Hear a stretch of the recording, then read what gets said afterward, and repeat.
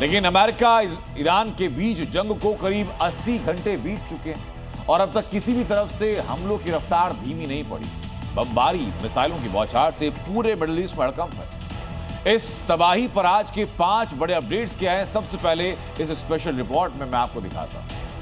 Iran के साथ जंग अमेरिका ने छेड़ी है। ऐसे में अमेरिका की जिम्मेदारी बनती है कि अपने ठिकानों के साथ सहयोगी देशों की भी सुरक्षा का इंतजाम करे।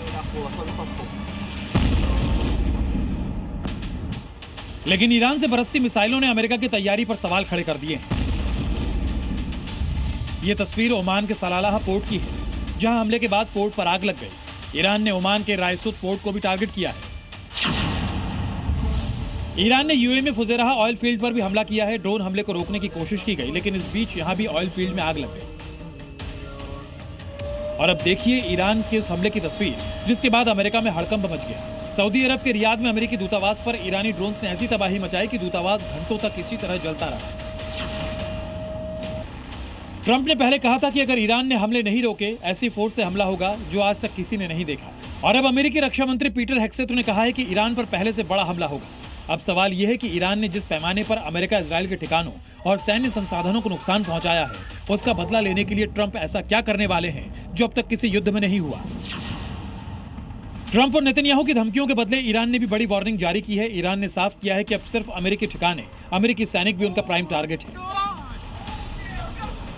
ईरान के विदेश मंत्रालय ने कहा कि अमेरिकी सैनिक जहां दिखेंगे उन्हें वहीं मारा जाएगा। इसके अलावा ईरानी सेना ने बहरीन में और भी तबाही मचाने का ऐलान किया। ईरानी गार्ड्स ने कहा है कि बहरीन में 10 कमांड स्ट्रेटेजिक जगह हमारे टारगेट पर। अब फ्यूल टैंक और यूएस कमांडर्स को निशाना बनाएंगे। ईरानी सेना के सुप्रीम लीडर के सलाहकार मेजर जनरल रहीम सफीही ने कहा है कि हमें नेतन्याहू की मीटिंग की जगह भी पता है।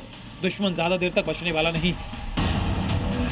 ईरान की वार्निंग के बीच वॉर एक्सपर्ट्स ने एक ऐसा दावा किया है कि जो अमेरिका की टेंशन बढ़ा सकता है। एक्सपर्ट्स के मुताबिक ईरान ऐसे ही ड्रोन हमले करता रहा, मिसाइलें फायर करता रहा तो अमेरिकी ठिकानों का बचना मुश्किल हो जाएगा। डिफेंस में इस्तेमाल होने वाले हथियार, इंटरसेप्टर मिसाइलें कम पड़ जाएंगी। अमेरिका की तैयारी को लेकर ट्रंप ने भी माना है कि कई देशों में उनके हाई एंड हथियार पड़े हैं, जहां जरूरत है वहां डिप्लॉय नहीं किए गए। जो बाइडेन ने यूक्रेन को महंगे और हाई एंड हथियार फ्री में दे दिए थे और उन्हें रिप्लेस नहीं किया गया।